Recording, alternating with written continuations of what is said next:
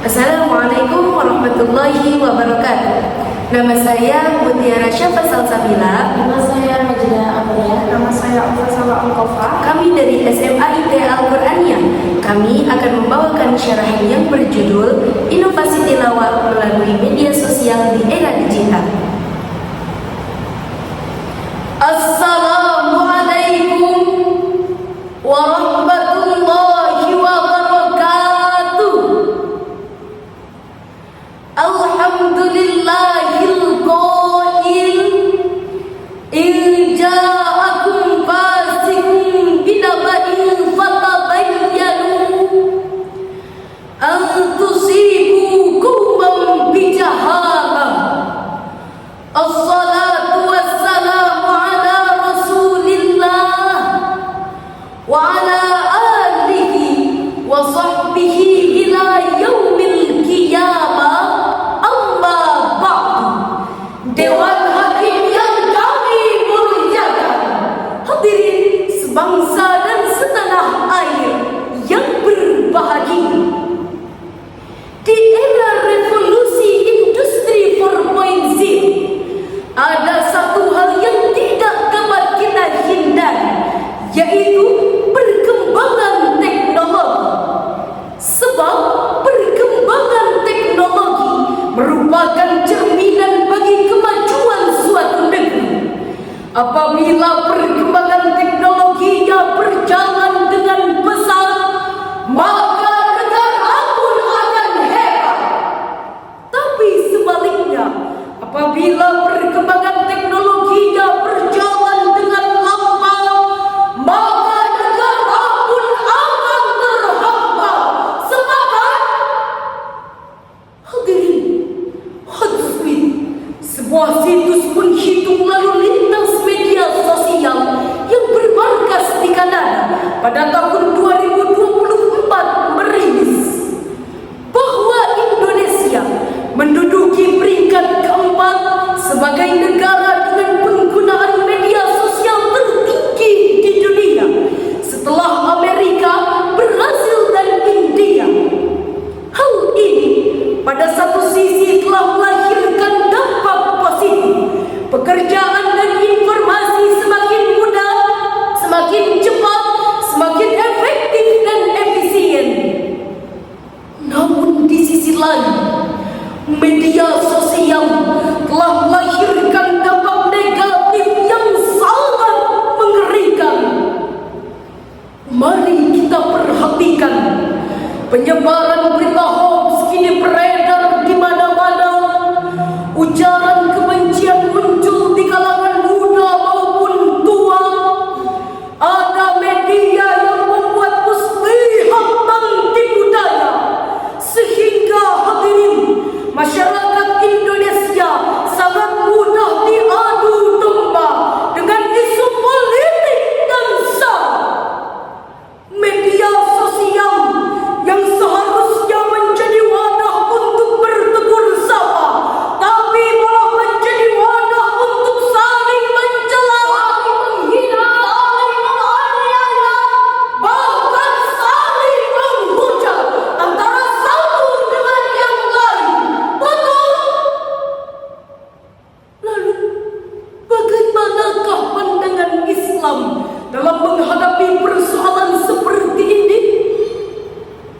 Sebagai jawabannya, maka pada kesempatan kali ini kami akan membawakan syarahan yang berjudul Inovasi Tilawah melalui media sosial di era digital, dengan landasan Al-Quran Surah Al-Hujurat ayat 6.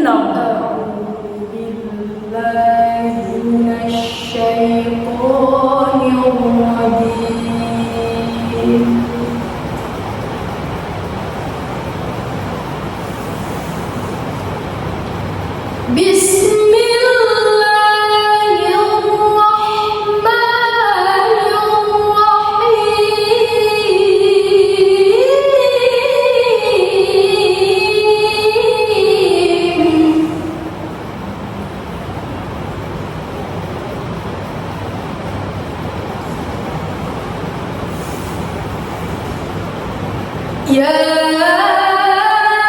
ayyuhalladzina amanu in ja'akum fasiqun binaba'in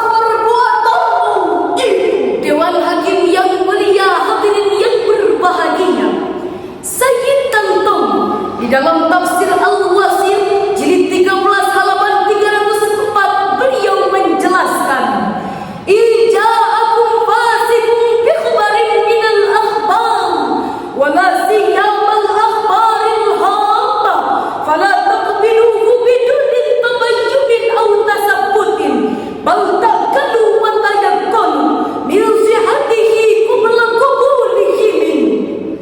Jika datang kepada kalian seorang fasik, apalagi yang membawa suatu berita dan berita tersebut sangatlah besar, maka jangan terima tanpa ada bukti dan konfirmasi akan kebenarannya. Dengan demikian, ayat tersebut mengajarkan kepada kita untuk senantiasa memperhatikan nilai etika dan moral ketika menggunakan media sosial. Sebab banyak manfaat yang dapat kita ambil.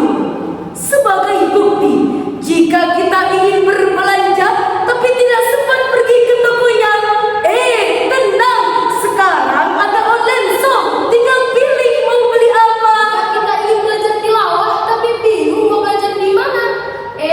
Tenang, sekarang ada YouTube, tinggal cari tutorialnya. Jika kita ingin bicara dengan sanak saudara yang rumahnya jauh di sana, tenang, sekarang ada WhatsApp, kita bisa video call. Bahkan jika kita ingin mengetahui sesuatu yang belum kita ketahui, tenang, sekarang ada Pak Google, tinggal klik oke Google. Namun sayang hadirin, di balik segudang dampak positif, terdapat setumpuk dampak negatif. Mari kita perhatikan masyarakat Indonesia saat ini. Mereka lebih senang standby depan TV dibandingkan ikut belajar. Mereka lebih senang bermain sosial media dibandingkan belajar ilmu agama. Ditambah lagi, tidak sedikit public figure yang memakai pakaian kurang